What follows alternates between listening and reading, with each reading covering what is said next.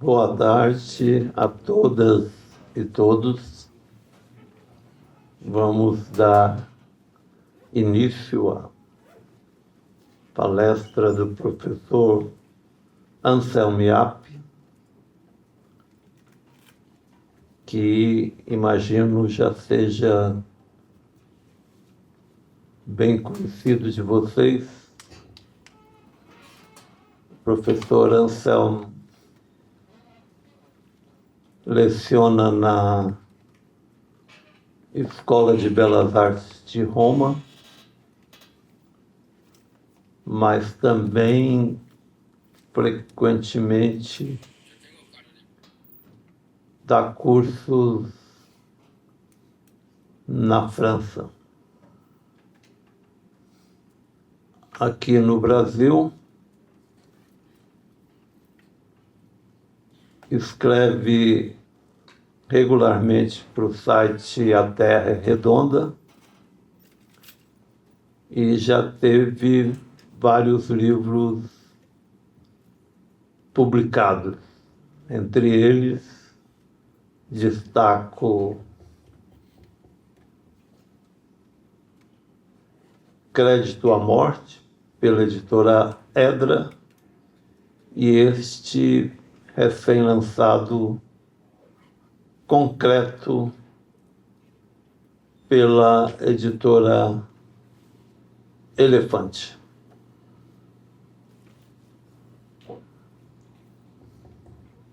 O professor vai fazer a palestra em português e depois haverá um tempo para os debates. Então, passo já a palavra a ele.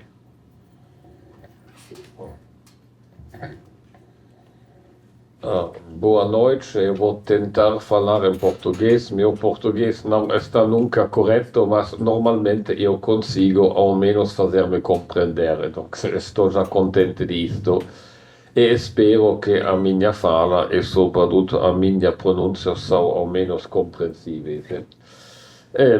Obrigado ao professor Mussi para convidar-me. Eu estive aqui a última vez faz 13 anos, sempre com uma palestra organizada pelo Ricardo. Como talvez vocês sabem, ou talvez não sabem, eu faço parte de uma corrente internacional que se chama Crítica do Valor, uma interpretação da evolução do capitalismo que tem a sua base teórica numa releitura da obra de Marx e, sobretudo, na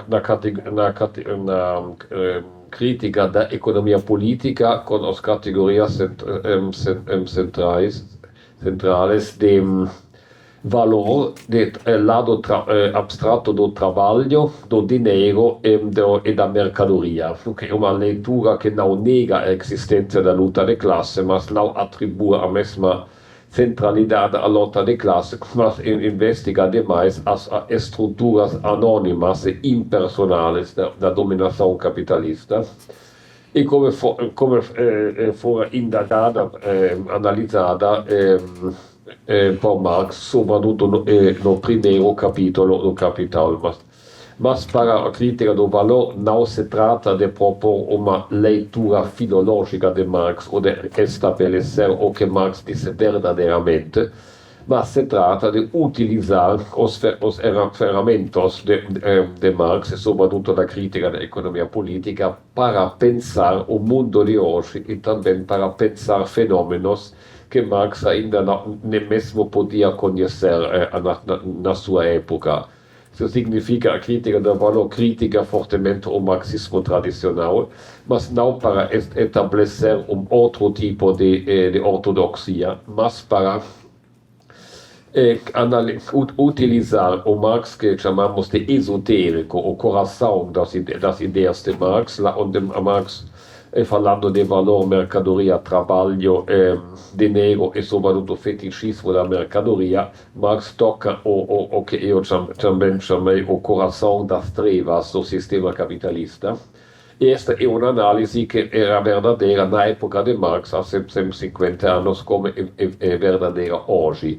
Mentre outras partes do pensamento de Marx claramente eram uma análise de como essas categorias centrais que forma tomaram na sua época, a época, por exemplo, caracterizada para a existência de um grande proletariado industrial, análises que claramente hoje não se aplicam mais desta mesma forma, mas isso não significa que Marx estava errado, mas significa que essas categorias centrais simplesmente mudaram de forma e que hoje, por exemplo, a dinâmica da mercadoria, a dinâmica do trabalho abstrato, simplesmente assumem novas formas, mas que sempre podem ser analisados, ao menos em parte, como os instrumentos de Marx, melhor que com todo outro instrumento. Depois, a teoria do valor, da crítica do valor, se tornou bem conhecida no Brasil, sobretudo nos anos 90. Inicialmente a crítica do valor nasceu fora das universidades, fora das mídias, como um pequeno grupo de discussão política na Alemanha ao final dos anos 90. Depois, o autor mais importante dessa corrente, Robert Kurz, que faleceu em 2012, publicou um livro O Colapso da Modernização, que afirmou, sobretudo, que foi publicado no momento da queda final da União Soviética e do chamado socialismo real, e quando tinha como uma euforia no Ocidente do triunfo sobre o modelo socialista, e que seria a prova da validade e da força da economia de mercado ocidental. Kurz deu uma leitura oposta. Ele demonstrou que a União Soviética era parte do sistema mundial da mercadoria, é uma sociedade de um tipo particular de capitalismo, mas era uma modernização atrasada, como ele diz, era o tentativo de introduzir as categorias centrais da sociedade da mercadoria numa sociedade atrasada, inicialmente com sucesso e depois com sempre mais dificuldades. Assim, a queda da União Soviética era interpretada por Kurz não como um triunfo da sociedade da mercadoria, mas como uma parte do colapso da sociedade da mercadoria. Simplesmente para ele, a União Soviética era uma parte mais fraca da sociedade mundial da mercadoria e o seu colapso não era outro, disse Kurz, como uma antecipação do colapso final de todo o sistema capitalista. Não um colapso de um dia para outro, mas como uma forma de esgotamento que não seria uma... ou não principalmente a obra de um sujeito revolucionário como o proletariado clássico, outras formas que foram proclamadas sujeito revolucionário, mas para Kurz, essencialmente, o capitalismo toca os seus próprios limites. E o limite principal que toca o capitalismo, na análise de Kurz e da revista Crisis, era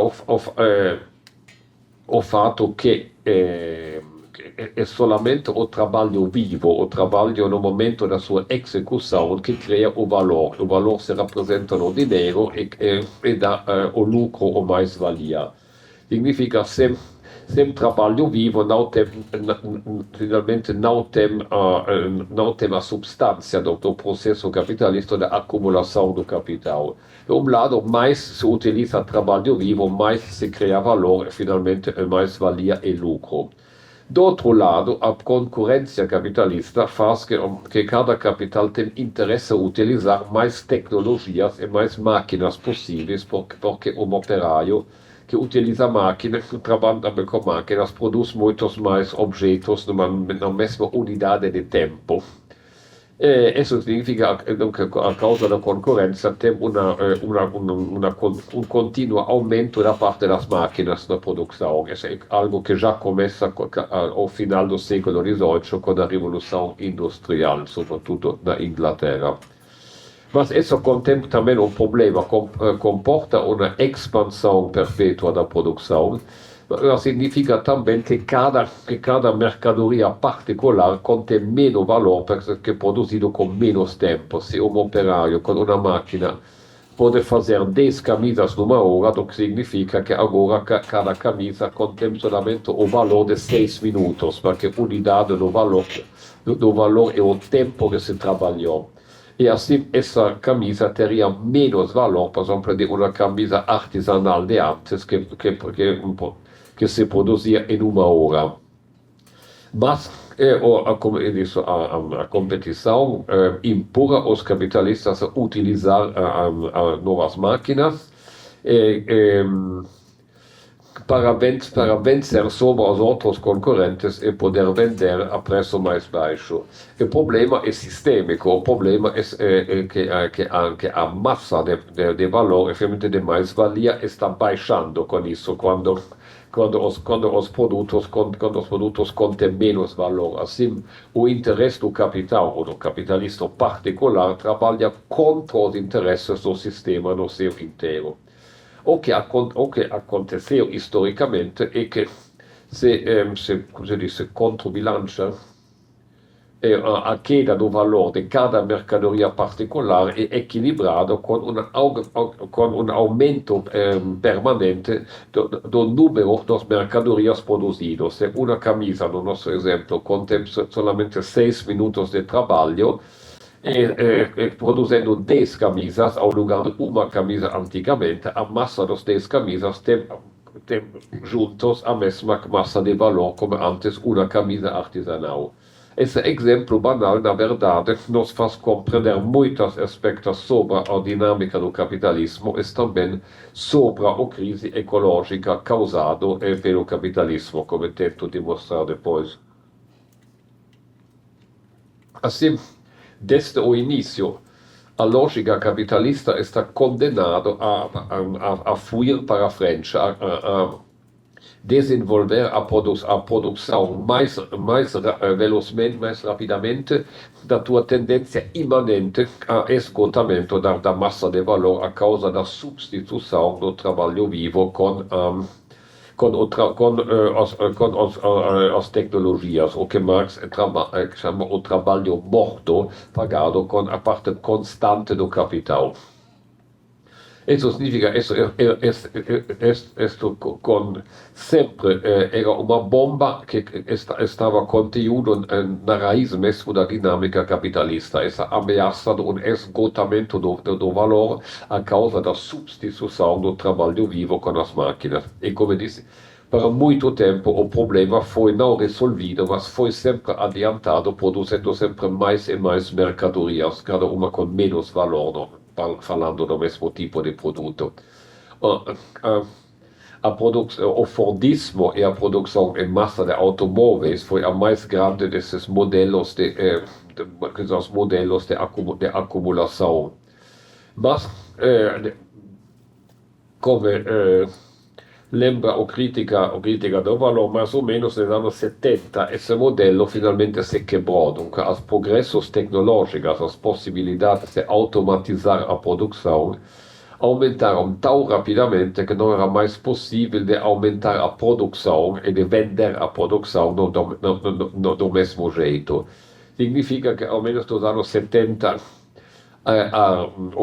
o modelo, a dinâmica capitalista praticamente se arrestou, se bloqueou e foi largamente substituído com uma simulação na esfera financeira. Na verdade, a explosão do mundo das valores imobiliários e acionários, da esfera da especulação dos bancos ou das finanças, nos últimos 50 anos não é a causa da crise do capitalismo, mas ao contrário, na verdade, e praticamente o che impede até agora a produção capitalista de quedar-se completamente com uma continuação fictícia de lucros que são sempre tomados em empréstimo dos bancos ou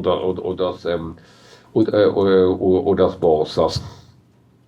Allora, a teoria da crisi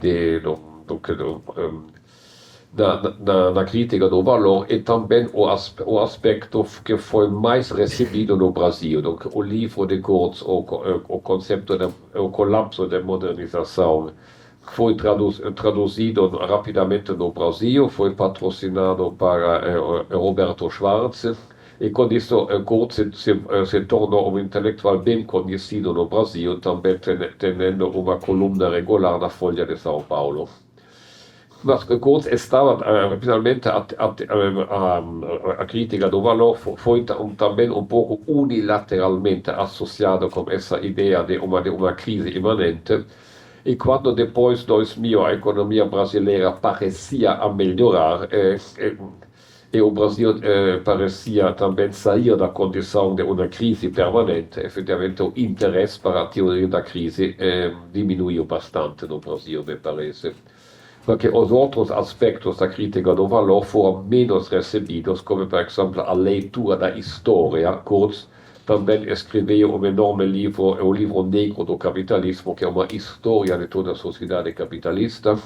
Ele escreveu um outro livro sobre o que é a guerra hoje na época pós-imperialista.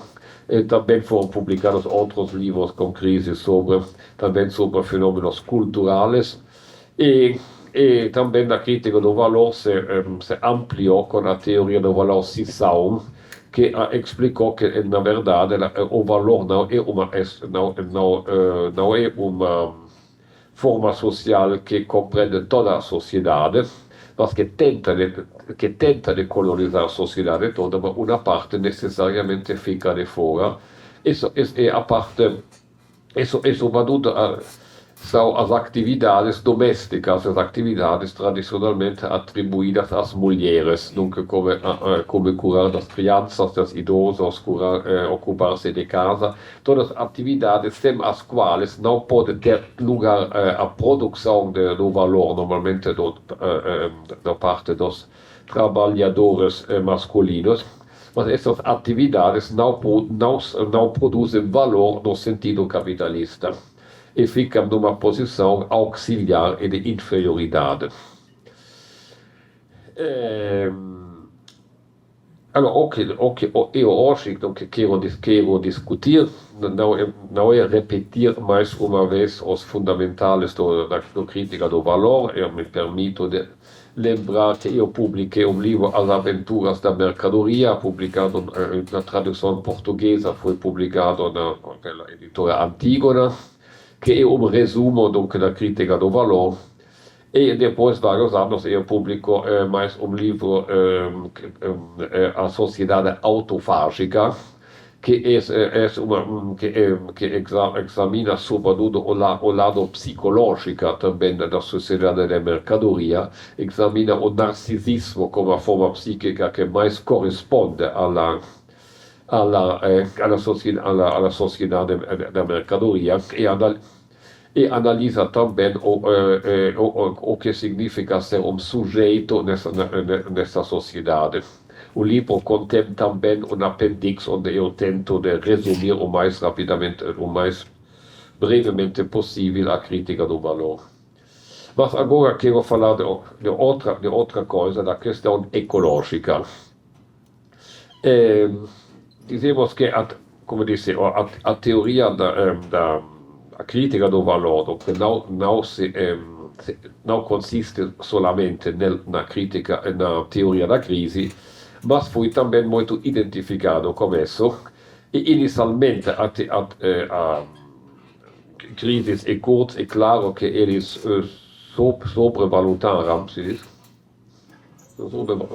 sobrevalorizaram o ritmo do colapso do capitalismo, imaginando que chegava entre poucos anos. Depois, em verdade, agora são mais de 30 anos que o capitalismo, de jeito para outro, continua a viver mais bem que mal, claramente com muitíssimas vítimas, mas ainda não assistimos a esse derrumbe. Razão para uns para abandonar ou para modificar completamente a teoria da crise. Eu propongo outra leitura, dizendo que a crise externa vai finalmente chegar mais rapidamente da crise interna. Significa que a crise interna, o limites interno do capital, e o que disse Kurz sobretudo, que o capital vai finalmente esgotar-se a causa da sua dinâmica mesma, que vai perder a sua substância quando não tem mais produção de valor. A crise externa, ao contrário, seria o esgotamento dos recursos naturais da energia e, generalmente, das bases naturais da vida. Esse aspecto foi muito menos, finalmente, considerado na teoria da crise, na crítica do valor. Para mim, agora é bem importante exatamente de retomar esse aspecto da crise, que chamamos simplesmente da crise ecológica, também porque agora appare bem provável que essa crise externa, a crise das bases naturais da vida, vai chegar mais rapidamente do esgotamento do lado que chamamos econômico da sociedade da mercadoria. Enquanto este esgotamento que chamamos econômico, mas que vai mais além da economia, é um processo contraditório, com muitos momentos, como se diz, retardatários, de atraso. Desde décadas, finalmente, estamos esperando a queda final, mas a crise ecológica vai muito mais rapidamente final, que vai muito mais linear e praticamente não conhece absolutamente pausas ou momentos de alievo. Esse fato não é claramente uma novidade. Hoje, mais ou menos todos sabem a gravidade da crise ecológica, mas o essencial que eu quero dizer aqui é que não se pode compreender as causas da crise ecológica nem imaginar soluções sem compreender que a crise ecológica é a consequência da dinâmica capitalista. E uma boa parte do pensamento que se chama ecologista prefere evitar este problema. Muitos já, de um lado, tem essas ideias, tem propostas para um capitalismo verde, um desenvolvimento econômico verde, como tentia fazer a União Europeia antes do Covid e depois completamente abandonou. Do outro lado, tem também propostas como os partidos ecologistas verdes na Europa, que propõem um pouco mais de medidas ecologistas, mas sempre praticamente remanendo nos padrões de uma sociedade capitalista. Depois, já somente uma parte do pensamento ecologista claramente trata o problema da sociedade capitalista, mas ainda tem várias modalidades para fazer. Uma leitura que me parece de mais superficial identifica o capitalismo simplesmente com o neoliberalismo, com o domínio dos grandes grupos econômicos, os financeiros, e frequentemente evoca a necessidade que os estados retomam o controle da situação e limitam a economia que se tornou selvagem. Essa é uma abordagem que se encontra, por exemplo, em autores de muito êxito, como Naomi Klein, com o livro que se chama A Estratégia do Choque. Depois, uma outra abordagem dessa questão se encontra com o ecossocialismo, do qual o meu amigo Michael Levy, um dos representantes mais conhecidos, ele esteve aqui há poucos meses, que claramente tem mais uma solução uma ideia que solamente uma sociedade socialista seria capaz de tomar em conta as necessidades ecológicas para a sobrevivência da humanidade. Mas eu acho também que o ecossocialismo não vai bastante além, porque frequentemente ainda não consegue separar-se de uma valorização positiva do trabalho, da ideia dos empregos, e fica com uma ideia de luta de classe que finalmente não verdadeiramente considera também a cumplicidade da sociedade inteira como a crise ecológica. O que eu quero aqui agora explicar é que para salvar a ecologia, e com isso, digamos, a continuação da vida na Terra, precisa também sair da economia, não simplesmente do capitalismo, da economia, mas para dizer melhor, identificar capitalismo e economia. Claramente, essa é uma proposta surpreendente para muitos, porque frequentemente se entende para economia o fato simples de produzir o necessário para a vida. Mas essa é um uso do termo que não explica nada, porque seria se fosse assim, a economia seria como respirar. Na verdade, é claro que sempre existe um jeito, sempre existe o que Marx chama o intercâmbio orgânico com a natura. Sempre o ser humano deve tirar da natureza o que lhe serve para viver. Mas solamente na sociedade dos últimos séculos isso tomou a forma de uma economia, que significa de uma parte da vida separada dos outros lados da vida, como a vida social, como a religião, como o ritual, etc.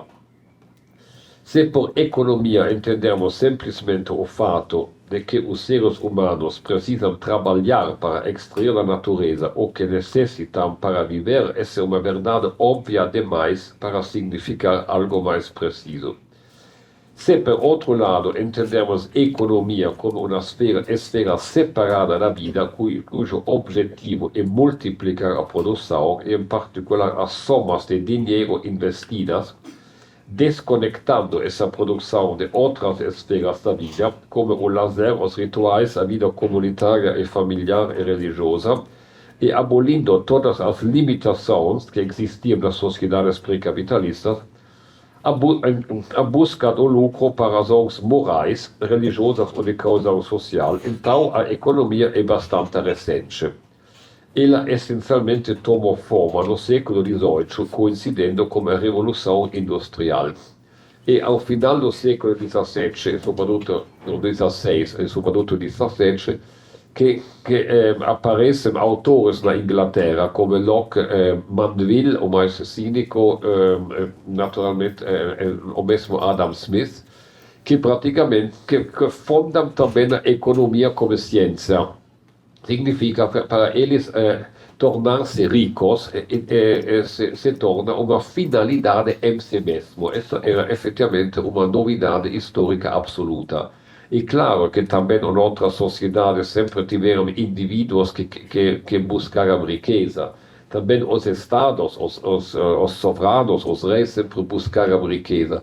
Mas essa riqueza sempre estava num contexto moral e religioso, não tudo estava permitido para enriquecer-se, e frequentemente a ideia da riqueza devia depois servir, por exemplo, para obter uma posição social na vida, por exemplo, comprar, por exemplo, um terreno feudal que permitia de não trabalhar mais. A produção era limitada, por exemplo, as corporações e os artesanos distribuíram o trabalho para evitar a concorrência entre artesanos.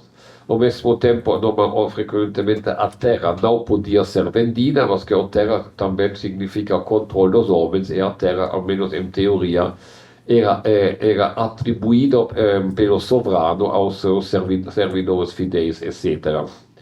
Solamente os primeiros economistas praticamente disseram que a riqueza era um valor enquanto tal que não tinha necessidade de justificar-se até a moral ou até a religião.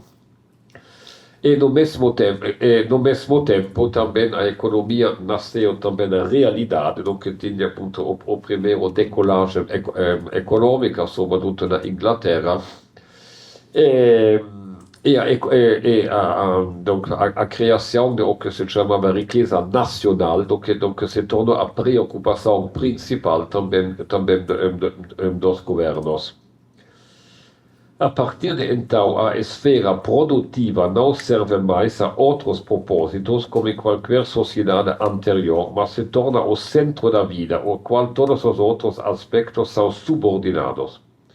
E o capitalismo, portanto, que transformou a economia de uma função auxiliar no objetivo supremo da sociedade. Quase todas as correntes do pensamento moderno contribuíram para a definição do homem como homo economicus, inclusive o marxismo.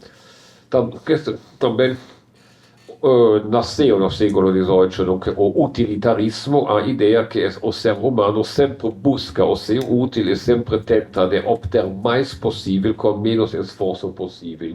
Isso se tornou praticamente uma definição do ser humano, utilizado para os economistas liberais, mas é talvez uma fraqueza do marxismo e também de Marx mesmo de largamente aceitar essa definição antropológica do ser humano. Na verdade, como depois muitos estudos antropológicos mostram, em muitas sociedades pré-modernas e mais ainda primitivas, a produção de objetos e de serviços faz sempre parte de uma reprodução global da sociedade. Frequentemente sempre se trocam objetos simplesmente para estabelecer relações amigáveis entre grupos sociais e para não fazer a guerra, mas o objetivo não é, neste caso, de enriquecer-se, mas finalmente de ter, como eu disse, de ter boas relações com outros grupos da sociedade ou com outras povoações. Um dos textos mais importantes disso é o ensaio sobre a Dávida de Marcel Mauss, antropólogo, publicado em 1924, mas também, como muitos outros estudos de antropologia, já naquela época, os estudos de Malinowski sobre as populações da Nova Guiné, e mais tarde outros antropólogos como Marshall Salins, etc. O interessante é que uma outra abordagem também que relativizou muito a universalidade da economia foi o economista húngaro-inglês Karl Polanyi, não sei se conhecem o nome, que publicou em 1944 o livro A Grande Transformação, que também onde ele analisou o que ele chamou como se diz, o disembedding, como a economia foi desencastrada, foi autonomizada no século XVIII da sociedade inteira, do modo que a economia, ao lugar de servir a sociedade, era a sociedade que servia a economia. Allora, é interessante ver isso, enquanto uma parte do marxismo tradicional completamente se identificou com o utilitarismo e com a economia e sempre propôs o marxismo como um jeito de melhor organizar a economia e melhor distribuir as suas frutas, como faziam as social-democracias, mas também todas as formas de leninismo. Mas essa forma de um Marx esotérico, um Marx que critica isso mesmo, a existência isso mesmo do valor da economia, tem encontro surpreendente com essas abordagens na antropologia ou na história econômica como aquela de Polanyi, que não eram marxistas, mas essa convergência de pontos de vista me parece particularmente importante. Allora, são a história e a antropologia que nos mostraram a natureza historicamente excepcional desse horror econômico, como o denominou o poeta francês Arthur Rimbaud. E io dico excepcional perché economia sempre pretende di essere un fattore assolutamente universale umano, pretende che economia e a suas categorias come il valore o dinero, ma anche la busca di lucro, fazem parte da natureza humana e se podem encontrar de una forma de outra en todas as sociedades e seria assim impossível abolilos, se poderia simplesmente administrá-los de um jeito diferente.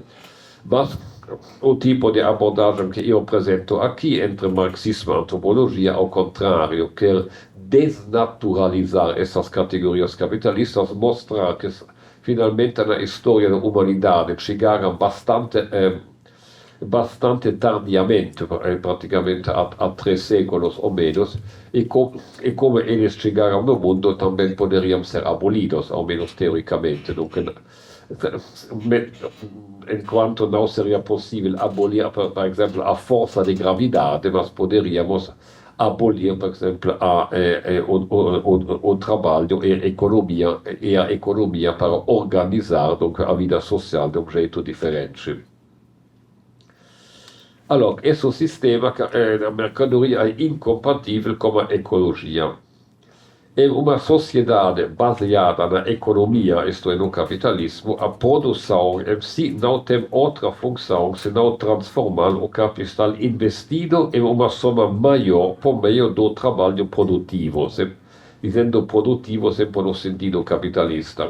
Produtivo no capitalismo significa quando $100 investidos depois se tornam 110. Se isto é produzindo armas ou brinquedos ou fazendo tratas de prostitutas ou ensinando cultura, não há absolutamente importância. A reprodução do valor é totalmente cega a todo conteúdo.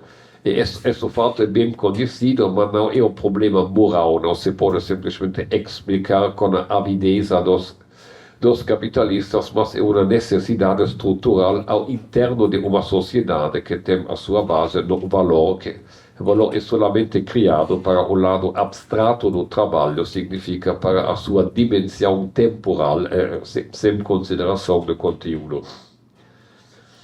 A forma como esse objetivo é alcançado é irrelevante. Produzir brinquedos ou bombas depende unicamente de seu valor e da mais-valia econômica e, portanto, do lucro obtido.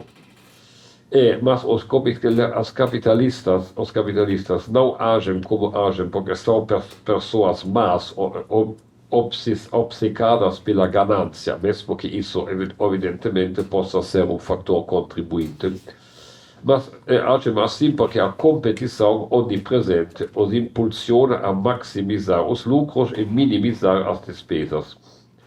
A economia capitalista é estruturalmente cega a qualquer consideração sobre o conteúdo da produção, suas consequências e seus efeitos colaterais.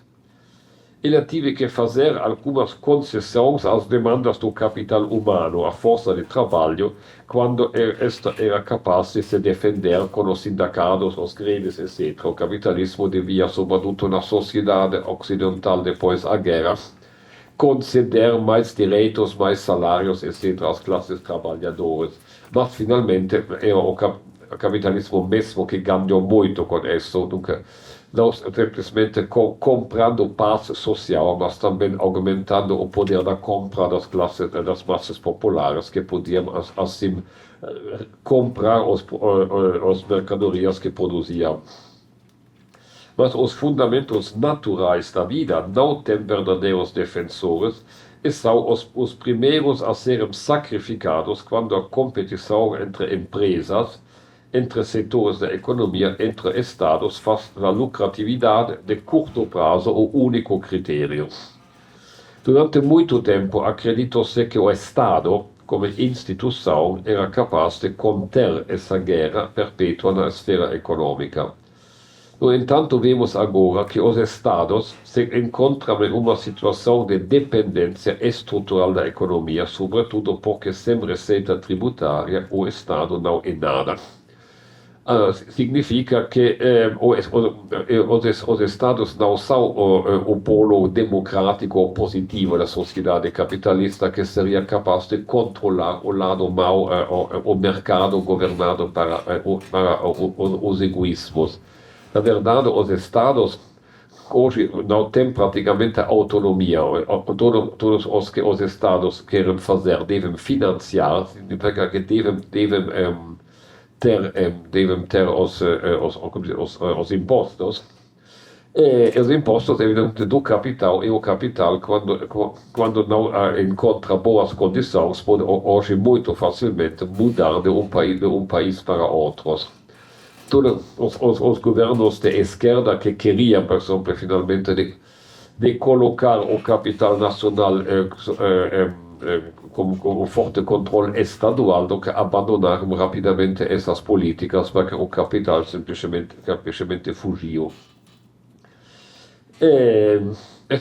Isso também é para dizer, a esquerda sempre faz muitas ilusões quando pensa que o Estado poderia ser mobilizado e que o único mal do capitalismo é o neoliberalismo, com o Estado fraco e o mercado forte. Na verdade, o keynesianismo precedente não era melhor, mas foi abandonado pelos capitalistas mesmos porque custava demais, para dizer rapidamente. Os regimes de socialismo real não se saíram melhor no campo da ecologia. Como eram parentes pobres do capitalismo ocidental, eles buscavam implementar uma modernização de recuperação para se industrializar o mais rápido possível e que reproduzia as categorias essenciais do capitalismo como valor, dinheiro ou trabalho. Esses regimes podiam ainda menos do que seus concorrentes ocidentais se dar ao luxo de fazer desvios da razão econômica em nome de algo como a ecologia, que também tinha áreas era considerado como uma preocupação burguesa. Na verdade, o bilan ecológico da União Soviética era ancora pior que do capitalismo ocidental. Por outro lado, os escritos de Marx são sempre muito úteis para a compreensão da crise ecológica. E não todos estão de acordo com isso. Costuma-se afirmar que Marx era fascinado pela indústria e pelo progresso e que não considerou o papel da natureza nem a necessidade de sua preservação. Isso é parcialmente verdade. É verdade que em Marx encontramos muitas afirmações de grande confiança no progresso, na indústria, etc. E efetivamente, ele e mais ainda outras formas de marxismo concebem o desenvolvimento das forças produtivas como um pré-requisito para a emancipação social. Mas ao lado disso encontramos, sobretudo nos últimos escritos de Marx, observação sobre os aspectos destrutivos, por exemplo, da agricultura capitalista. Alguns marxistas contemporâneos se referem a elas extensivamente. Um autor japonês, Saito, teve um êxito mundial, bem surpreendido, com um livro onde ele mostrou que Marx era ecologista, citando sobretudo muitos manuscritos e notas do último Marx ainda não bem explorados.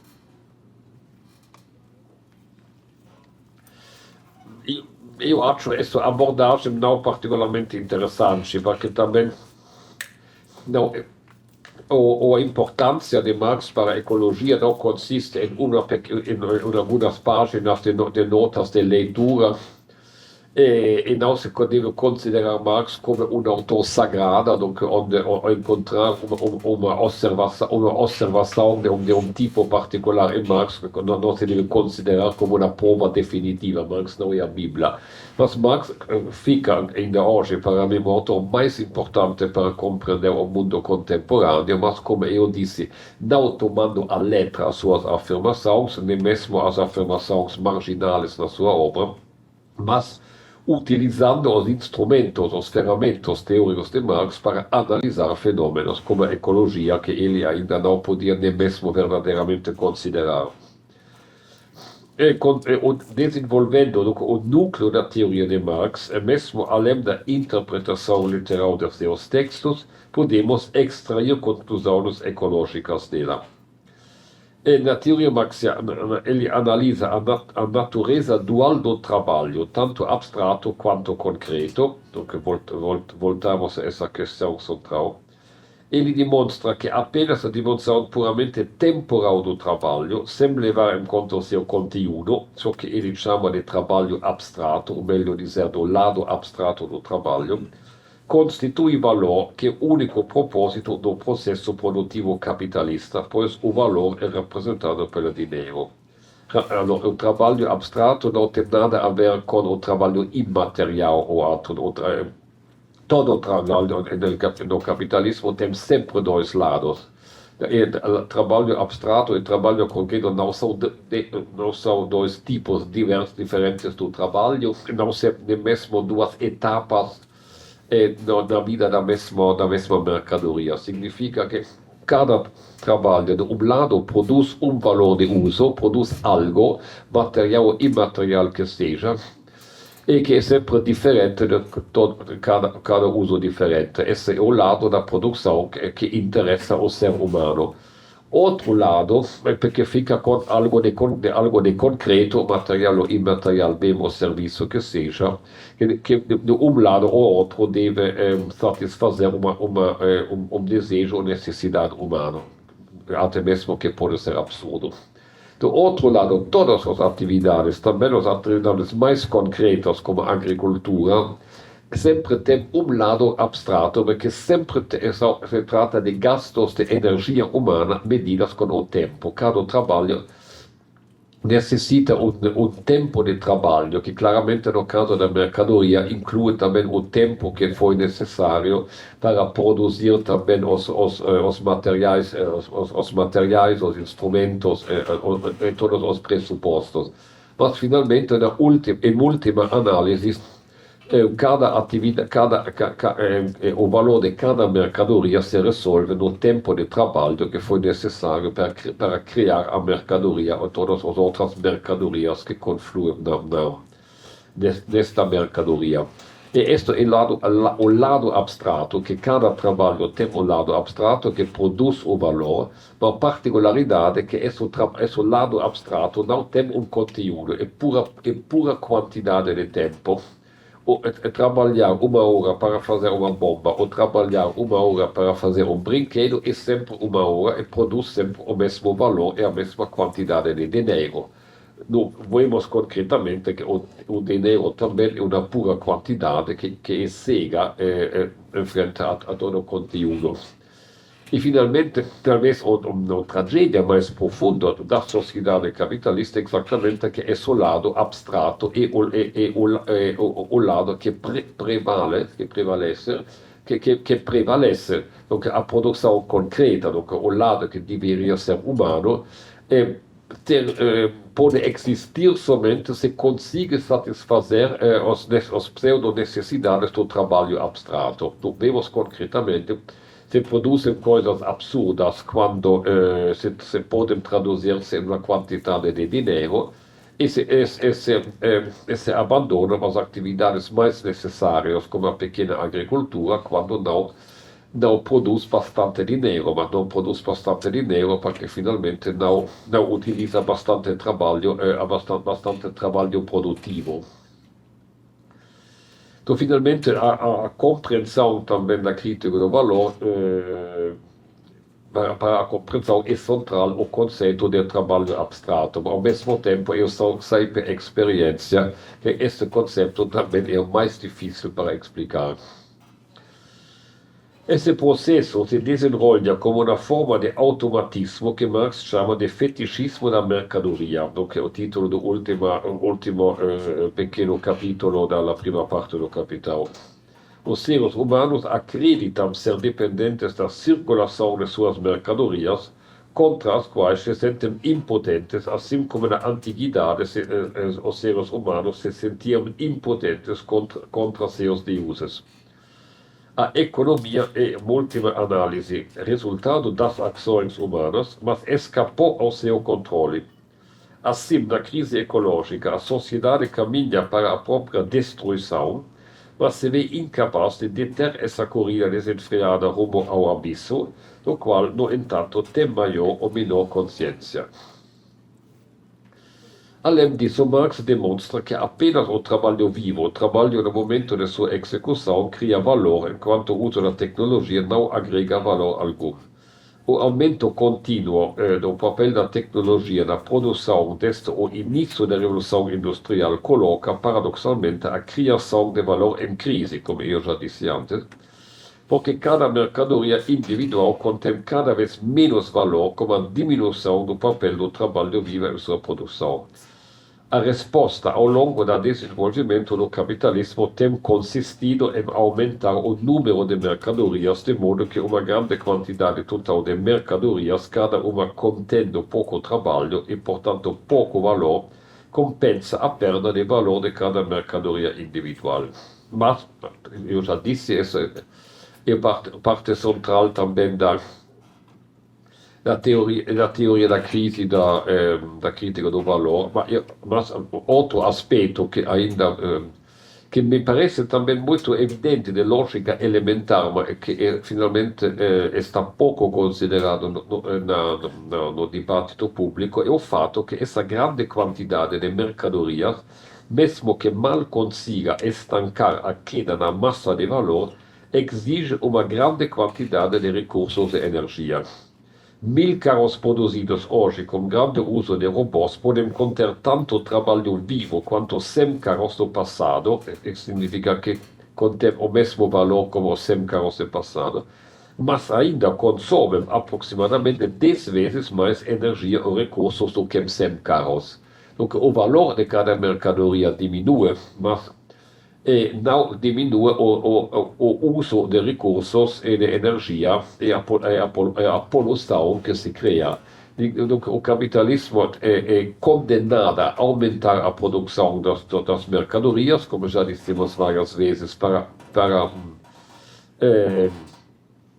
como solução para a queda do valor de cada mercadoria,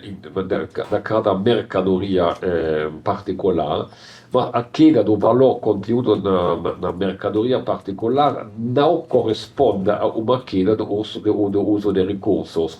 Significa que o capitalismo está condenado a praticamente esgotar os recursos do mundo. A corrida desenfreada e contínua do sistema econômico, sua sede por crescimento perpétuo, não se deve a estratégias falhas que poderiam ser revertidas como um ato de boa vontade ou como intervenção política, se permanecermos dentro da estrutura geral do capitalismo.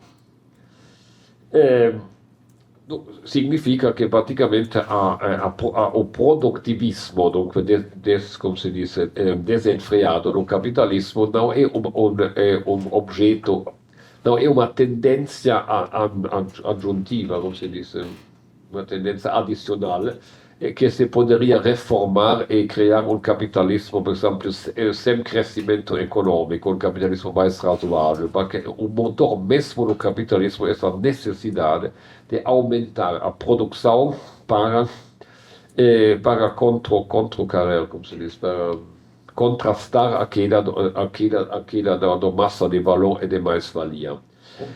Sim, compensar. Naturalmente, se alguém vai dizer, mas hoje a produção é muito menos material que no passado, hoje a produção é largamente imaterial. Isso é verdade somente em parte. Na verdade, também, por exemplo, a informática, que é o paradigma da produção imaterial, necessita um consumo gigantesco de recursos. Por exemplo, a produção de um microchip, em geral, necessita 80 mil litros de água. E como sabemos, a inteligência artificial vai multiplicar por 3 o consumo de energia nos próximos anos. Na base da produção imaterial sempre existe uma enorme uma produção material que sempre aumenta, como se vê também a luta para o controle das terras raras ou dos outros elementos que porque todos os análises mostram que terá uma pedida sempre maior desses elementos, e paradoxalmente é também a causa do que se chama medidas ecológicas, por exemplo, os carros eletrônicos, outros aumento de informatização para permitir, por exemplo, o trabalho, como se diz, o teletrabalho, etc. Tudo isso, na verdade, faz piorar finalmente o bilan ecológico e, sobretudo, a necessidade de materiais particulares. Esse fenômeno não pode ser interpretado somente pela ótica tradicional da luta de classes. Os dominados muitas vezes são tão cúmplices como o sistema capitalista quanto os dominantes. A sociedade capitalista não pode ser considerada simplesmente como a opressão dos pobres pelos ricos ou do povo pelas elites. Em 2 séculos, essa sociedade conseguiu destruir praticamente todas as outras formas de interação social e tornar impossível qualquer vida que não se desenrole dentro das estruturas do trabalho, do dinheiro, da dependência do Estado e do consumo de bens. Há talvez 20 anos eu conheci um professor brasileiro que me disse que ele foi criado numa pequena aldeia do interior do Brasil, e praticamente até a adolescência nunca ele viu dinheiro, porque praticamente no interior da aldeia as pessoas trocaram tudo sem mediação do dinheiro e satisfaziam reciprocamente todas as necessidades de base. Mas é claro que estilo de vida que uma vez era a regra, por exemplo, nos campos ainda no século XIX, hoje praticamente desapareceu no mundo inteiro. O capitalismo conseguiu transformar todas as atividades em mercadorias, que seja a produção de alimentos, que antes frequentemente se fazia em casa, a cura das crianças e também a cura dos idosos. Cuidado dos idosos. Mesmo que as vantagens e desvantagens dessa vida de hoje sejam objetivamente distribuídas de forma muito desigual, todos devem garantir sua sobrevivência apropriando-se de uma parcela do valor econômico, seja para meio do trabalho próprio ou explorando o trabalho alheio, mas sempre se deve participar na sociedade capitalista. Assalariados, beneficiários de programas sociais, migrantes considerados ilegais, assim por diante, todos, também os marginais, têm interesse na continuidade do funcionamento da máquina econômica, mesmo que isso signifique sacrificar o meio ambiente. Mesmo quando os capitalistas reconhecem o perigo que a destruição da natureza representa para todos, seu interesse próprio imediato os obriga, pelo contrário, a apoiar políticas que sacrificam tudo no altar da economia. Então, quando se utiliza o argumento da perda dos empregos, por exemplo, ou da perda da competitividade de uma região, de uma indústria, de um país, esse argumento sempre, ao menos em Europa, sempre consigo matar praticamente cada consideração ecológica, cada pequena lei para proteger um pouco a natureza. Mas desde que isso comporta uma desvantagem econômica no imediato, não se consegue mais encontrar uma maioria em favor de medidas ecológicas. Poderíamos até dizer que o sucesso econômico individual é o pré-requisito para escapar da catástrofe ecológica, por exemplo, comprando ar-condicionado, adquirindo alimentos de qualidade ou mudando-se para áreas menos poluídas. Paradoxalmente, são as pessoas que mais contribuem à destruição do mundo, são os que podem comprar-se a possibilidade temporânea de fugir dessa situação. E os que menos contribuem são as vítimas principais. Nenhuma melhoria é possível dentro da lógica do Estado e da economia. Essa afirmação não resulta de uma inclinação particular para o radicalismo, mas resulta da consequência da observação do fracasso da transição ecológica e do Pacto Verde no âmbito da União Europeia. Para a volta mais ou menos de 2019, parecia, ao menos em Europa, haver certo consenso em relação a esse programa, por exemplo, de tornar mais ecológico a agricultura, de proteger melhor a saúde dos consumidores, de produzir, de aumentar áreas protegidas, etc. Mas hoje nada resta dele. Diante da intensificação da competição econômica global e das vendas de guerra que ele provoca, testemunhamos uma confusão generalizada, da qual a extrema-direita se beneficia, enquanto governos de todos os matizes alinharam rapidamente a mesma visão. E agora, ao menos em Europa, a extrema-direita, que antes sobretudo vivia do argumento da luta contra a migração, agora acrescentaram também o anti-ecologismo, a defesa da economia, frequentemente da economia do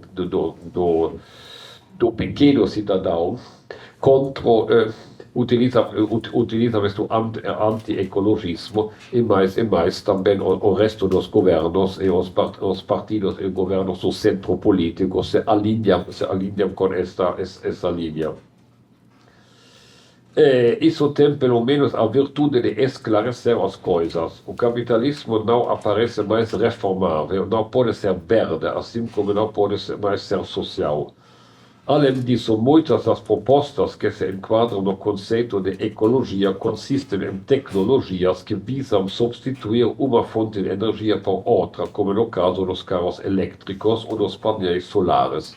Porque uma parte da ecologia se virou com o que se chama também o tecnosolucionismo, donc a ideia de encontrar soluções puramente tecnológicas à crise ecológica, como por exemplo o carro elétrico, ou como utilizar o teletrabalho, trabalho à distância, para reduzir o impacto do trânsito.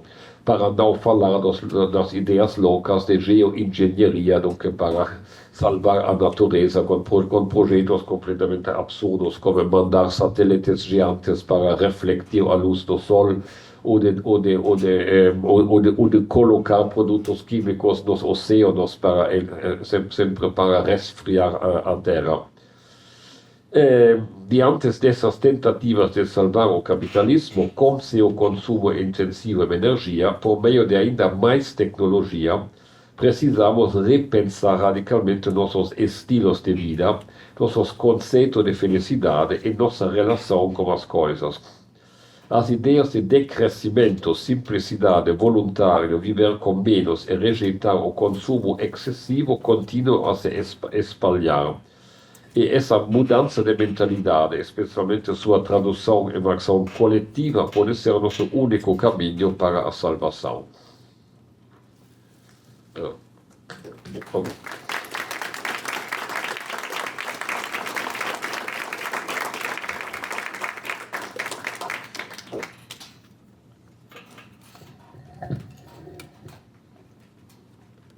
obrigado.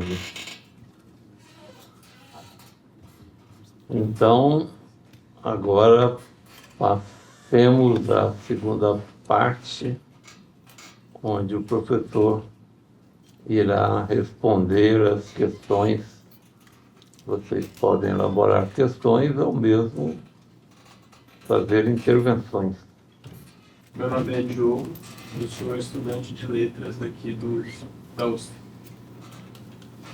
E me veio bastante à mente o capítulo, não me lembro se é o penúltimo ou o último, do colapso da modernização, que o Robert Kurtz fala sobre a utopia. Porque eu achei muito interessante quando eu li, porque ele vai subverter o conceito de comunismo que a gente encontra no marxismo tradicional, dizendo que ele já está aí, entre aspas, analisando a técnica enquanto socializante, mas reprimida pela forma capitalista. Ao mesmo tempo, também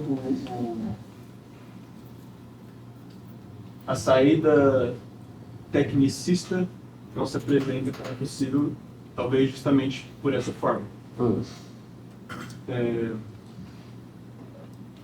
Então, o senhor enxergaria nessa mediação técnica alguma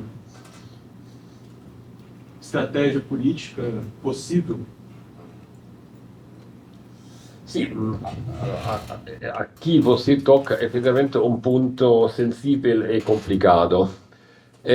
Naquele momento, effettivamente, segundo a minha opinião, Kurz e outros autores da crítica do valor ainda tinham uma opinião demasiado positiva do papel das tecnologias. É verdade que um dos primeiros assuntos da crise, ou até mesmo o artigo principal do primeiro número da revista Marxistische Kritik, o primeiro título da crise, havia como título Crítica das críticas das forças produtivas.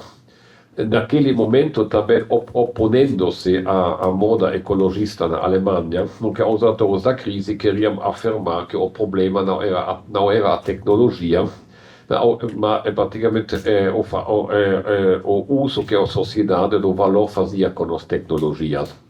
Isso significa também que naquela época,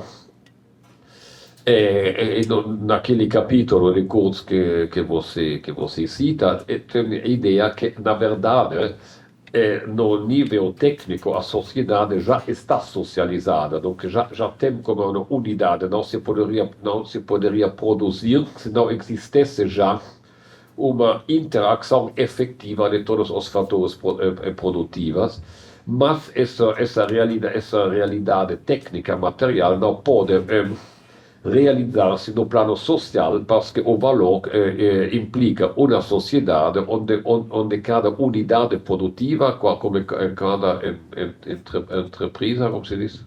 Cada empresa, onde cada empresa ou cada indivíduo age praticamente completamente por si mesmo.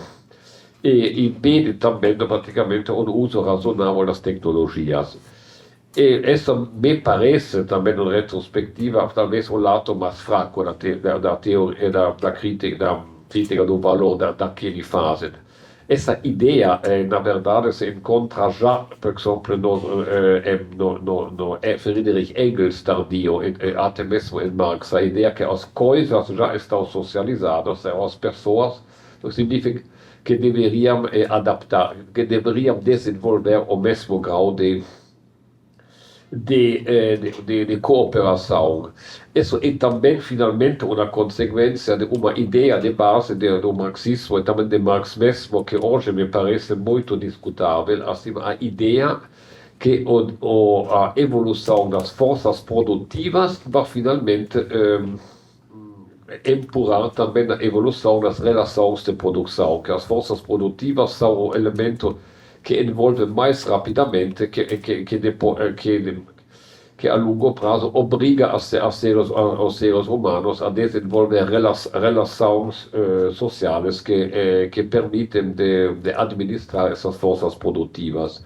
E disso, primeiramente, questo é para mim hoje um dos aspectos mais fracos do marxismo. Na verdade, o desenvolvimento das forças produtivas não me parece absolutamente não me parece necessariamente implicar uma sociedade mais emancipada. Não digo nem mesmo o contrário, mas simplesmente a relação não é tão unilateral.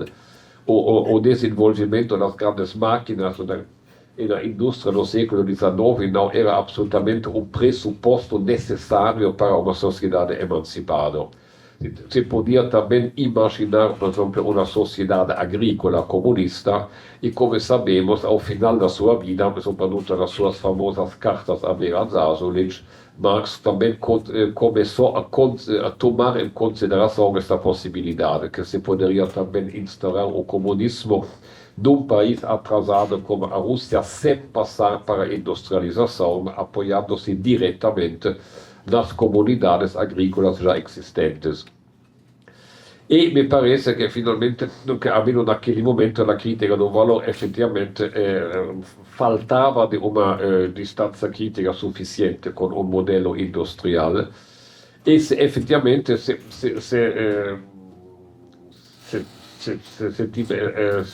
tivesse mantenuto como se dice, essa ideia, talvez não era tão diferente, por exemplo, das ideias de Tony Negri no livro Império, que mais ou menos diz a mesma coisa, que a sociedade já está completamente socializada no plano material, simplesmente falta uma tradução política. Eu, ao interior da crítica do valor, sempre fui o mais tecnocrítico, para dizer, e mais crítico com as ideias de progresso. E bem, depois, no interior da crítica do valor, as posições individuais se distanciaram sempre mais, mas é verdade que Kurt sem nunca voltar a ser um comunista agrário, como ele me chamou com ironia, mas é verdade que depois Kurt fez considerações muito mais críticas sobre o potencial da tecnologia e, sobretudo, ele recusou a ideia do seu ex-colega Ernst Lohoff que a informática poderia ser superamento da sociedade, da lógica do valor, porque as mercadorias informáticas contêm somente quantidades ínfimas de valor. Mas eu, como o ponto de partida da minha palestra, de dizer que precisa completar a crítica do valor com uma consideração sobre os limites externos do capitalismo. Ao mesmo tempo, como disse, precisa completar a ecologia, que quase nunca, o pensamento ecológico, quase nunca toma em consideração que a dinâmica básica da sociedade do valor, que praticamente que leva a catástrofe ecológica. Obrigado. Boa noite. Meu nome é Luiz. Fala alto, por favor. Meu nome é Luiz, sou ex-aluno aqui do curso de Ciências Sociais e de História também. E ainda que eu concorde com a crítica que você fez ao ecossocialismo, com a visão de que estamos todos socialmente subsumidos na lógica do capital, tanto opressores quanto oprimidos, como você falou, entendo que existe que não podemos, de uma forma geral, pensar numa solução de pensar uma vida mais simples e de menos consumo com tanta disparidade social existente, tanto entre classes quanto entre nações, de uma forma que possa parecer que para uma pessoa que vive numa favela, ela vive uma vida simples e frugal e que isso seria um ideal, sendo que ela não tem condições materiais mínimas, às vezes, para uma vida digna. Então eu penso que uma forma de crítica que leva a ecologia em conta, ela não pode de forma alguma abrir mão dessa questão da distribuição que minimamente coloque as pessoas abaixo e países, nações, continentes que estão muito atrasados materialmente, levar isso em conta, porque senão pode acontecer uma romantização da miséria. Sim, existe esse risco, claramente sempre precisa lembrar que vida simples não significa vida pobre, não significa vida pobre em termos capitalistas, mas eu também me identifico bastante com a corrente do decrescimento, que me parece não é muito conhecido no Brasil, na Europa sim, mas que claramente que quer praticamente de reduzir muito as atividades econômicas, de relocalizar as atividades, de reciclar mais possível, de renunciar o mais possível aos objetos inúteis de consumação. Mas, claro, tudo isso há um sentido solamente juntos com uma redistribuição geral, donc com uma forte diminuição das desigualdades sociais. Senão seria simplesmente austeridade, donc onde os pobres se voltam ainda mais pobres. E claro que todas as formas de decrescimento têm sentido somente quando também rendem muito mais iguais as condições sociais. Mas, por exemplo, para mim, uma coisa muito importante seria a abolição do carro individual e substituir com uma forte rede de transporte público. Esse, por exemplo, já seria claramente jeito para criar condições mais iguais entre as pessoas. Assim como claramente fortalecer a saúde e a educação pública e abolir esses serviços privados seria igualmente uma forma de igualdade. Sim. Meu nome é Marta, eu sou professora de Geografia e estudo os camponeses, pequenos agricultores, esses que poderiam, no mais tardio, né, fazer na Rússia um caminho revolucionário diferente. Então é desse lugar que eu falo, embora o que eu vou te perguntar não é relacionado diretamente a esse sujeito social. Primeiro quero agradecer sua palestra e quero fazer duas perguntas. Em determinado momento você mencionou que a posição do Michel Levy teria limites, a abordagem ex-socialista, a questão das classes. E agora, respondendo o colega que me antecedeu, falar em desigualdade e não traduzir isso em termos de classe, pode ser que sejamos agora provocados a pensar o proletariado num momento histórico diferente, mas podemos lembrar do Gramsci, que falou de classes subalternas. Enfim, acho que quando você termina a sua fala falando que a salvação está na mudança do estilo de vida, do horizonte de desejo, da ideia de felicidade, sem trazer o elemento de classe, no meu ponto de vista, fica num idealismo que é difícil da gente alcançar. O próprio decrescimento, se não é uma proposta que parte de dentro, dá uma avaliação do que é o mundo hoje na sua complexidade e desigualdade, o que é a África querendo se inserir no mundo do consumo capitalista, ou mesmo o Brasil na sua diversidade, e tendo agora que enfrentar a ideia de que existem limites, que precisamos repensar o mundo e os nossos desejos. Então, acho que, querendo conversar com você, o que você colocou como horizonte para a gente almejar, sem trazer efetivamente uma ideia de luta, de conflito de interesses, ao mesmo tempo que diz que os problemas ecológicos estão recaindo sobre o segmento da sociedade que menos tem responsabilidade sobre eles, me parece que a sua fala aponta vários elementos para a necessidade da gente pensar em termos de luta e luta de classe, embora pareceu que você não concorda com essa direção.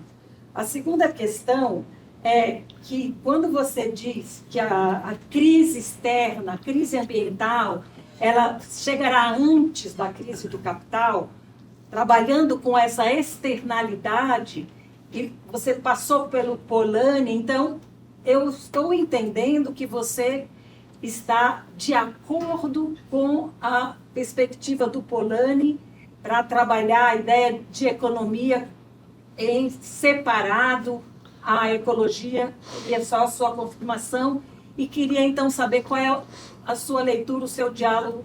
Imagino que você conheça a Nancy Fraser, que fala de capitalismo canibal, e você disse que tem um trabalho do capitalismo da sociedade autofágica. Então, são pontos para ouvir você. Obrigada. Muitas coisas. Sì, falei de sociedade autofágica porque se pode observar um processo de autodestruição do capitalismo. Autodestruição de um lado, no plano ecológico, destruindo as mesmas bases materiais de humanidade e começo do capitalismo, mas autodestruição também com bases sempre mais frágeis, exclusão de vastas camadas de população, concentração das riquezas em poucas mãos. O capitalismo sempre mais também trabalha contra si mesmo no plano sistêmico. É claro que tem atores econômicos no capitalismo que ganham muitíssimo, mas o sistema no seu conjunto não parece absolutamente muito estável, muito capaz de expansão. É claro que a sociedade capitalista é também uma sociedade de classe, mas não pode ser compreso exclusivamente nesses termos. De um lado, porque se o sistema continua a existir, é também porque existe, de um jeito ou outro, consenso, se diz? Consenso social. Donc, senão já se estaria numa revolução. Esse consenso social mínimo tem muito a ver com também a questão do conforto, donc a ideia de uma vida mais fácil, mais confortável, onde não devemos caminhar em pé, levando pesos, onde podemos sempre ter a temperatura justa, onde podemos encontrar cada tipo de elementos, de alimentos também fora desta estação, onde temos sempre, para cada problema, encontramos remédio no mercado químico, etc. E acesso ao consumo, efetivamente, a possibilidade de consumar, cria provavelmente o fator principal do consenso ao sistema capitalista. E os que podem consumir pouco, dizemos, os pobres, francamente, amam ainda mais a loro parte de consumo que os outros, ainda menos estão prontos para renunciar e, sobretudo, a renunciar à ilusão de poder dia ter o mesmo consumo. Não se vê quase nunca pessoas que recusam a ideia de ter carro, de ter celular, de ter ar-condicionado. Os que não têm, simplesmente, normalmente, estão prontos para fazer todos para ligar a isso. Isso é diferente, por exemplo, em outros momentos históricos, tinham populações com valores bem diferentes. Por exemplo, como você sabe, talvez a mais importante revolução, a mais radical no século XX, era a Revolução Espanhola anarquista, que em parte se nutriva do fato que tinha ainda uma população para a qual valores como comunidade, solidariedade, amizade era mais importante que, por exemplo, o êxito econômico e a possibilidade de consumir. Porque hoje é claro que as possibilidades de conforto e de consumo são distribuídas de maneira extremamente desiguais na sociedade de hoje, mas constituem normalmente um horizonte de aspiração bastante igual para todos e que faz que finalmente todos continuem ao interior do sistema. É um pouco a história do asno com como se diz, a cernura. E a luta de classe, claramente, muito frequentemente, é para assegurar condições de vida absolutamente necessárias, mas em outras ocasiões é também para ter acesso ao mesmo consumo como os outros. E claro, numa sociedade onde os meios de transporte coletivos funcionam mal, é normal que as pessoas aspiram a ter carro e fazer tudo para ter carro, mas todo ato desse tipo finalmente não faz que aprofundir ainda mais no nível coletivo a catástrofe. Infelizmente tem uma forte contradição aqui entre o indivíduo e as suas temporalidades imediatas e o interesse de humanidade a longo prazo. Muitas pessoas. Tem muitas pessoas. Meu nome é Fernando Grotti, sou professor do Departamento de História Literária, Faculdade de Letras. Durante a sua fala, veio à mente duas coisas. Primeira, entrevista do Heidegger para Teste Spiegel na década de 70, em que ele, questionado sobre o avanço tecnológico, vai responder de maneira relutante, quer dizer, manifestando a sua repulsa à tecnologia, que na verdade gera mais tecnologia. Sabe apenas saber se o seu pensamento de alguma maneira dialoga com o pensamento do Heidegger em relação à tecnologia. O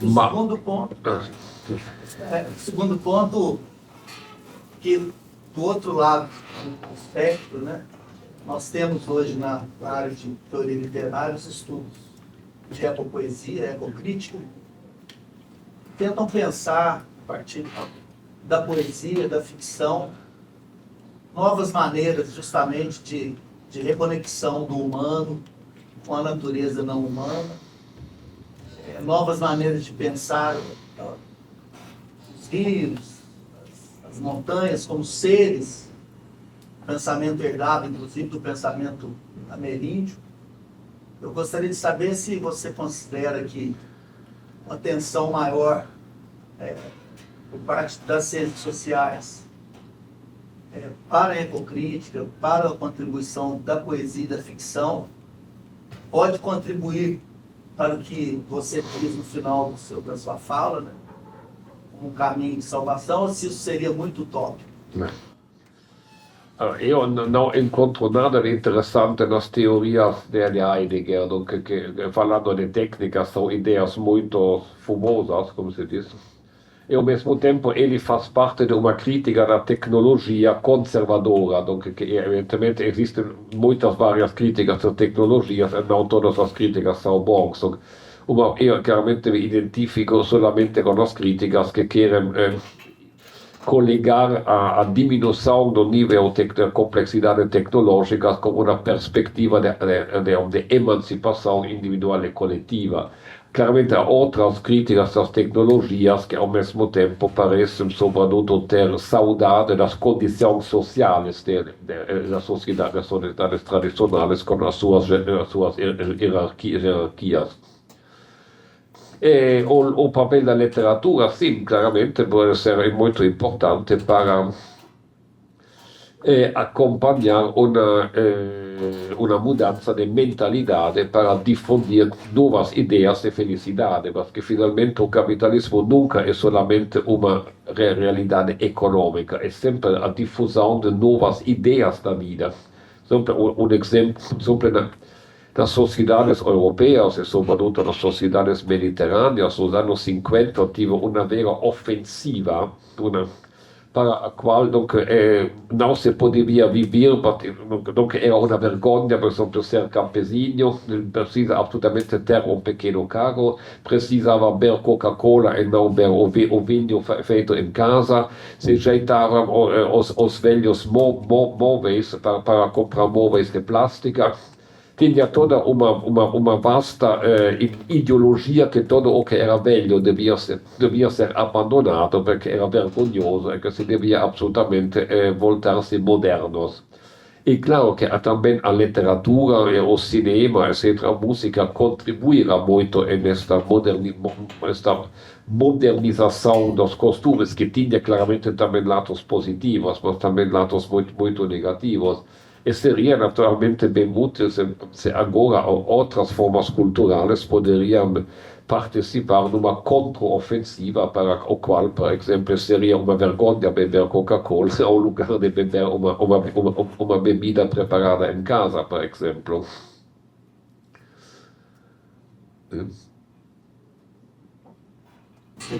Primeiro, sou professor também de filosofia, me formei aqui pela casa.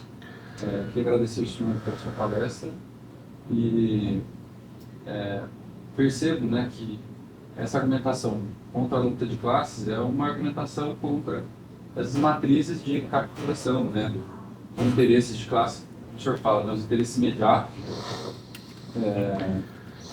E entendo que, como estratégia de emancipação, além dessa reformulação dos ideais de felicidade,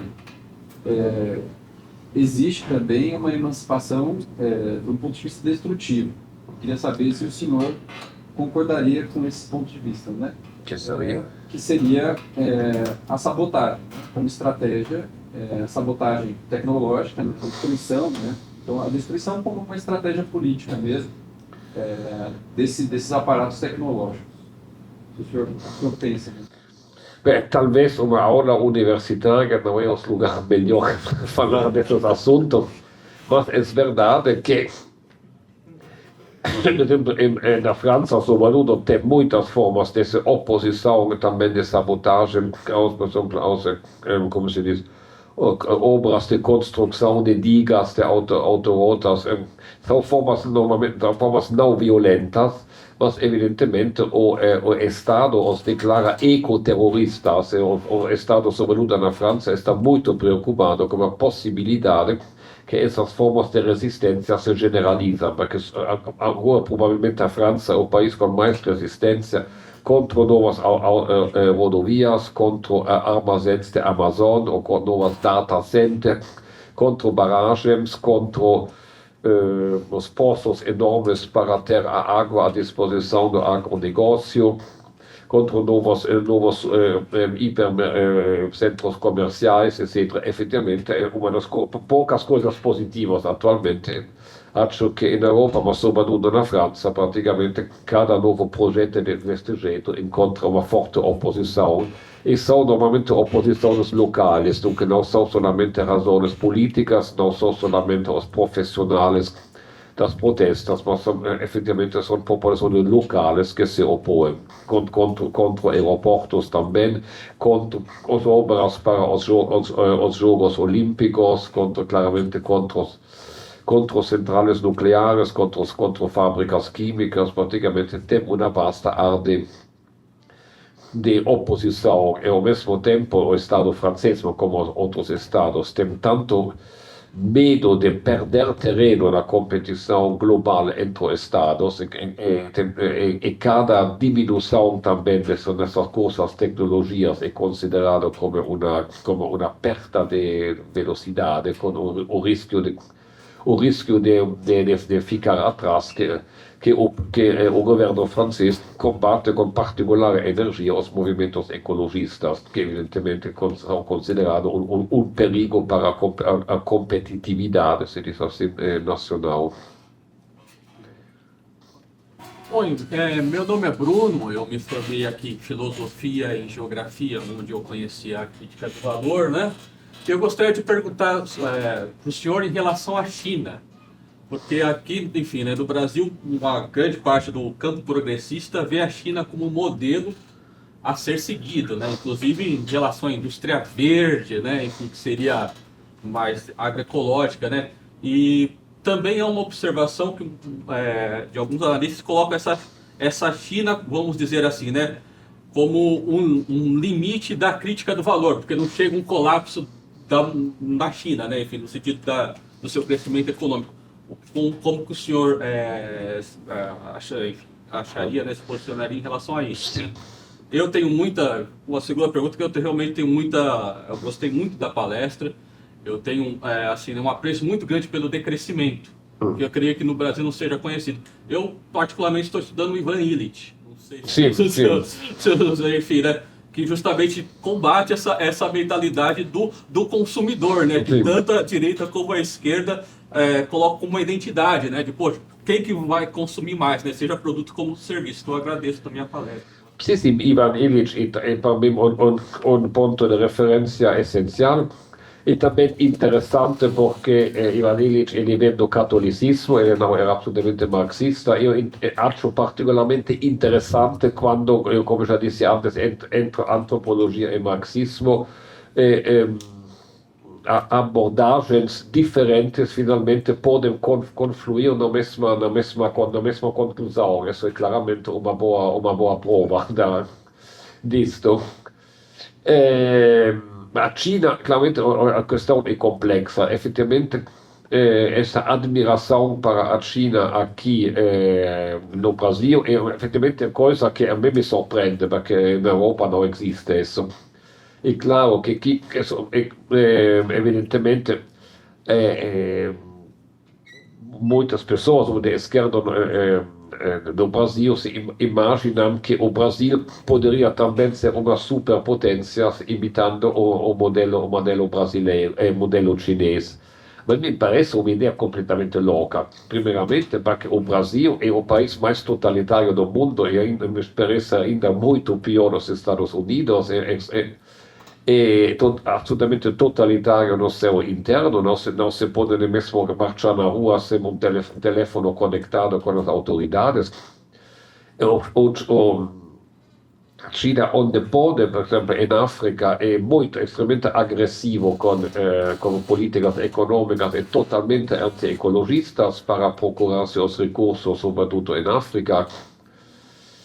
Não me parece absolutamente que eles fazem políticos verdes ao interior, ao menos que não considerarmos os carros elétricos como mais ecológicos, que não é o caso. E não me parece absolutamente nada de positivo no modelo chinês, um país onde não existe alguma possibilidade de protestar, um país que também sufocou os mínimos espaços de liberdade que existiam como no Hong Kong. Ao mesmo tempo, a sociedade brasileira me parece quase ao oposto da sociedade chinesa, me parece absolutamente impossível de aplicar o modelo chinês numa sociedade brasileira. Então, as histórias, a mentalidade, a estrutura social são completamente diferentes. Evidentemente, os que admiram a China queriam um papel muito mais forte do Estado que pode detar lei à economia. Mas, primeiramente, no Brasil, como o Estado tradicionalmente muito fraco, e ele nem mesmo consegue resistir a todas as medidas do agronegócio, como podia exercer uma ditadura sobre toda a economia. E isso claramente também em China, solamente em China pode funcionar, porque a China claramente tem a tradição mais longa do mundo do despotismo. A China é um país ultra burocrático e despótico desde 3.000 anos, do que efetivamente está bem preparado para a guerra econômica contra o resto do mundo. E agora ainda falta a potência militar à China. Quando tiver, me parece, será um país provavelmente pior que os Estados Unidos. É claro que nunca respeitaria mais os outros países do que o que fazem os Estados Unidos. É a minha opinião. Não, eu nunca visitei a China, eu tenho muitos estudantes chineses na minha escola de arte. Eu não tenho absolutamente prejuízos contra a cultura chinesa, os indivíduos chineses, mas a política chinesa me parece absolutamente assustadora.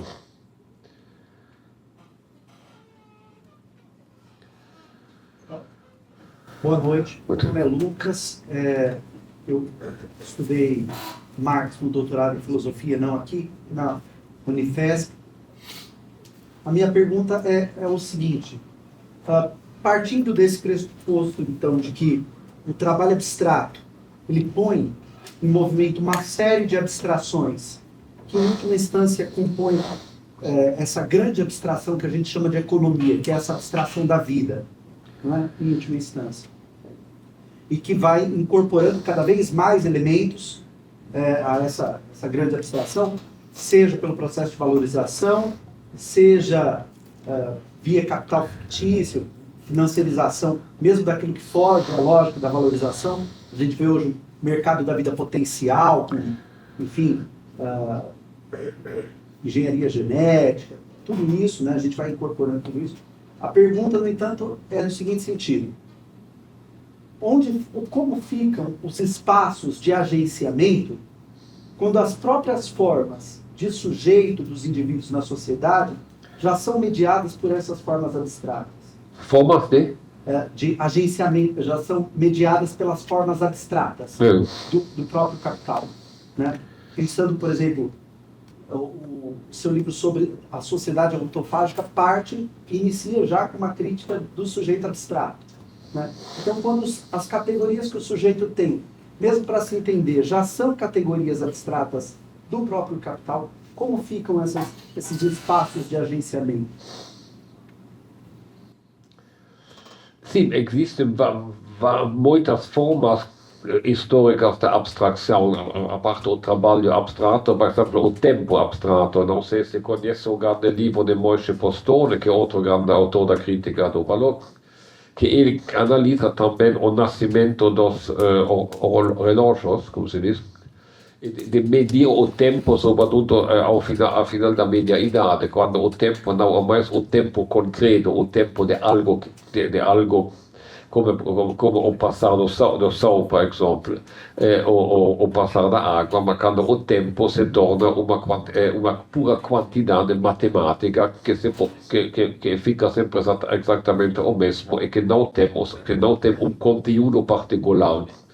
E o tempo abstrato, do que a invenção dos relógios, mais ou menos ao final da meia-idade, é dos pressupostos para o trabalho abstrato. Depois, claramente, toda a modernidade é um aumento das capacidades abstratas do ser humano, que claramente podem ser positivos e negativos. Por exemplo, ler é muito mais abstrato que falar.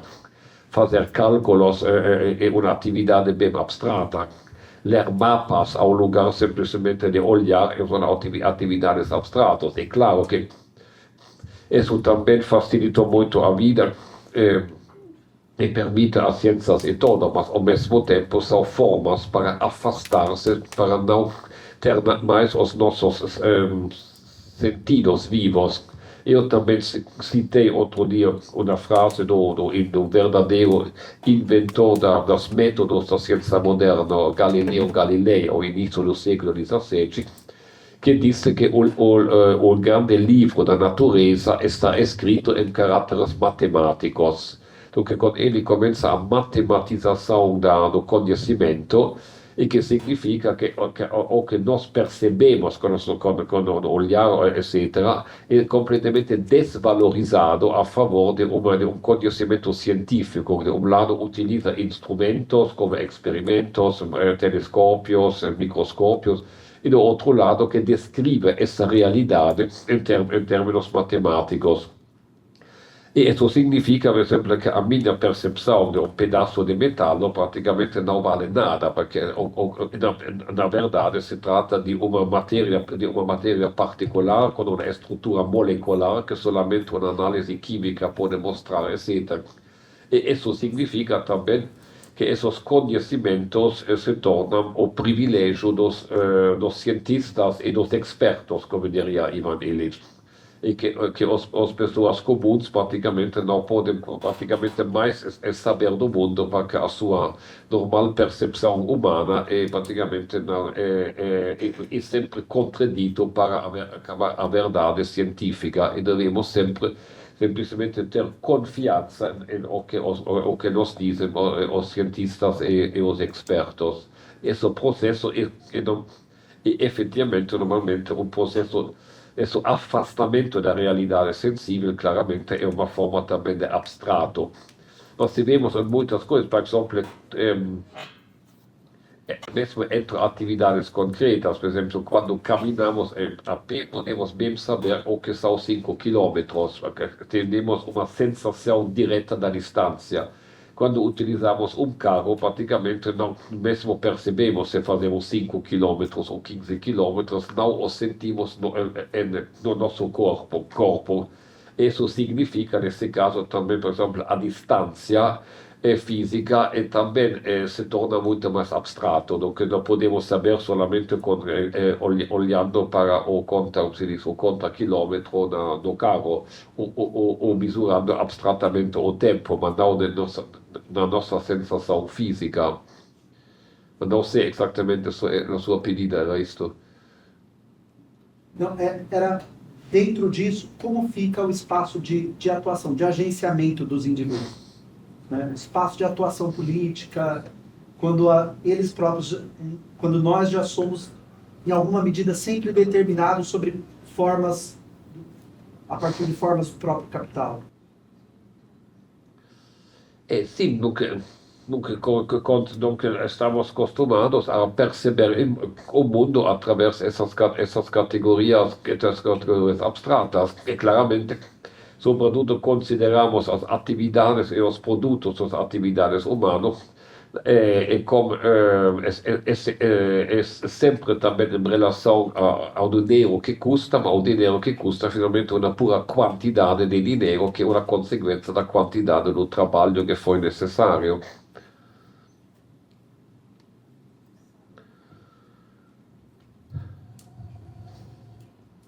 Bom, eu vou fazer uma pergunta também.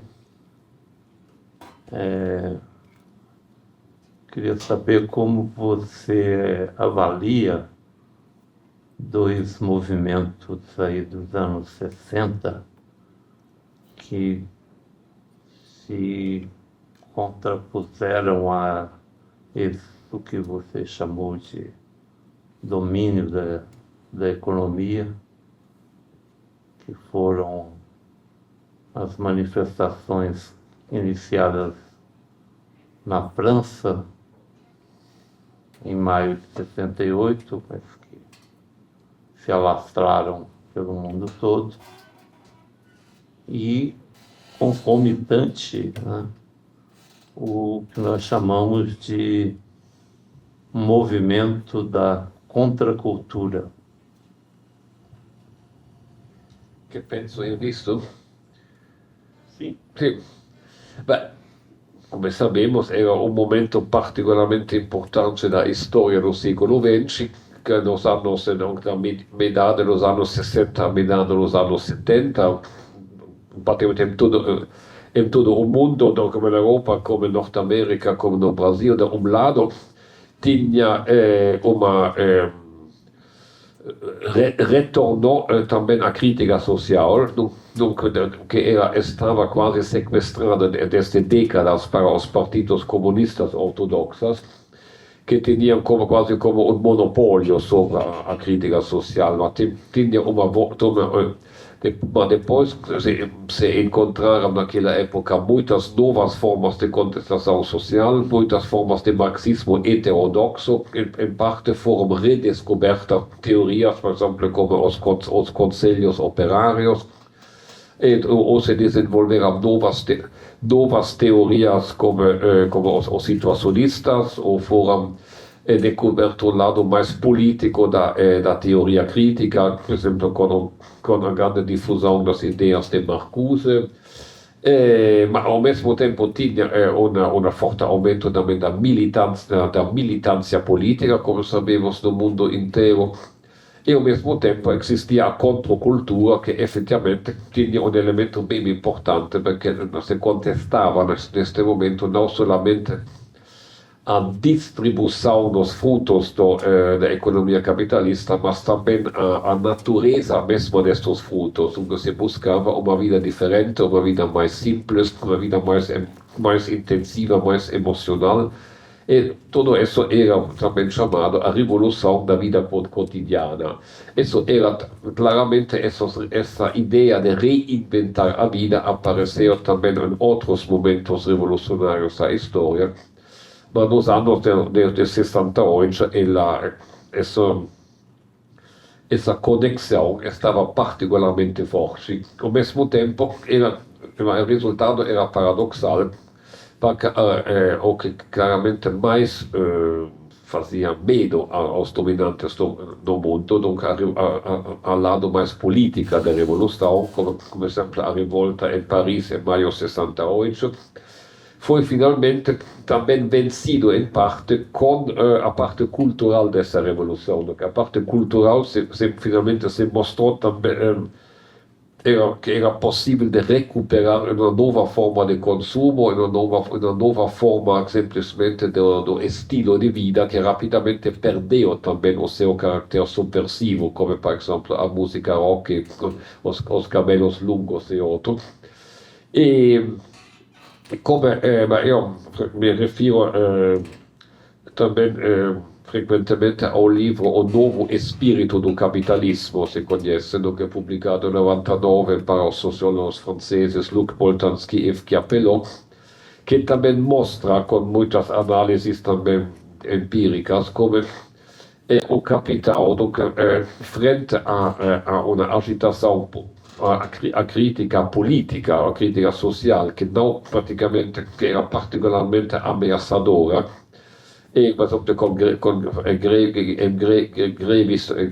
greves frequentes dos operários, respondiu ao contrário, recuperando a crítica cultural, a ideia de permitir aos indivíduos uma vida mais livre, mais autônoma, com mais espaço individual, e sobretudo dando mais oportunidades aos grupos que ficaram subalternos até aquele momento, como as mulheres, como as jovens, os homossexuais, as populações não brancas. Todos esses ganharam uma forma de pseudo-liberdade que finalmente, efetivamente, os desviou, dizemos, da luta de classe.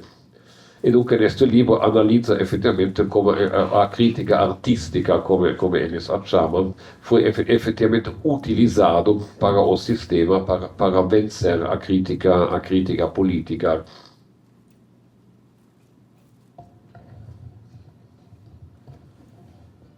Mais alguma questão?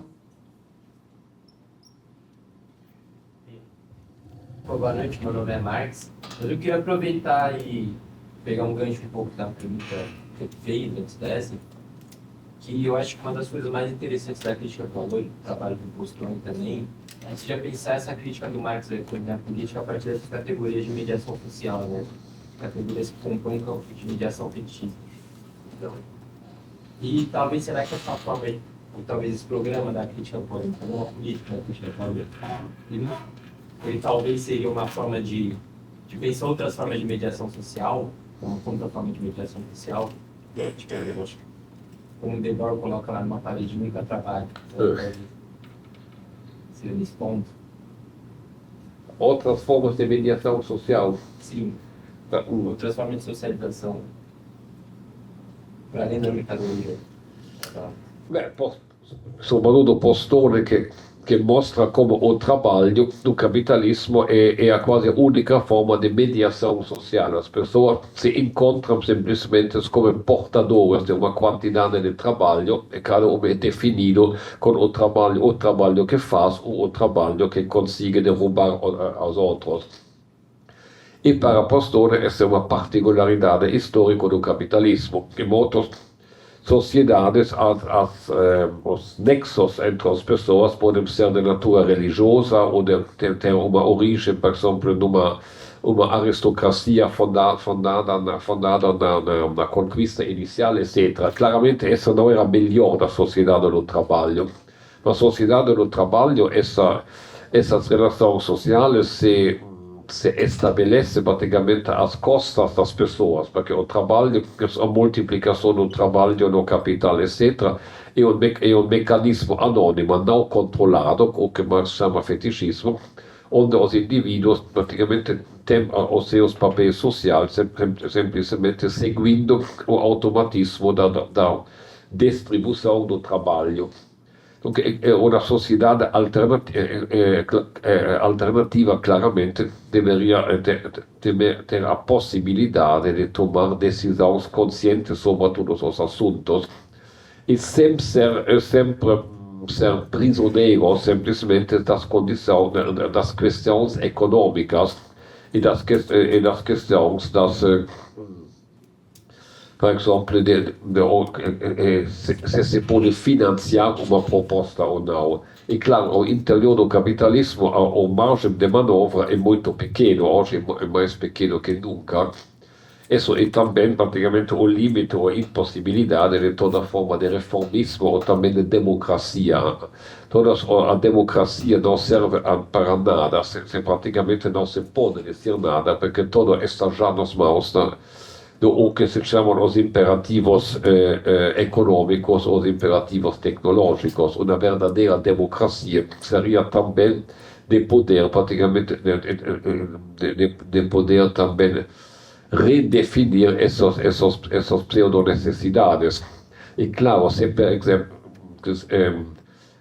a evolução do urbanismo, por exemplo, empurra as pessoas a viver sempre mais afastadas do centro-cidade e não tem um sistema de transportes eficazes, efetivamente essas pessoas podem efetivamente desejar uma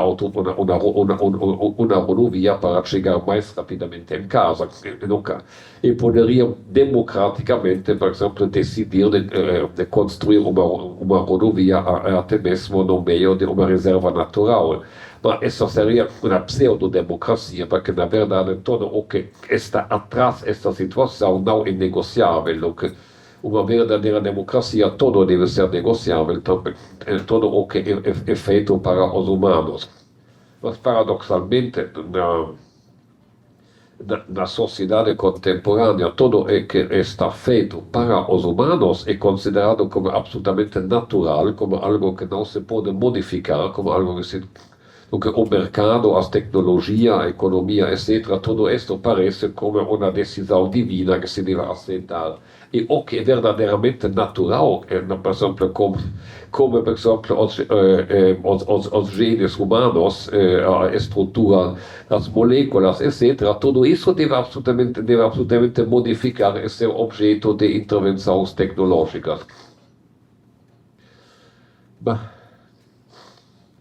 Para mim é um grande esforço falar em português tanto tempo.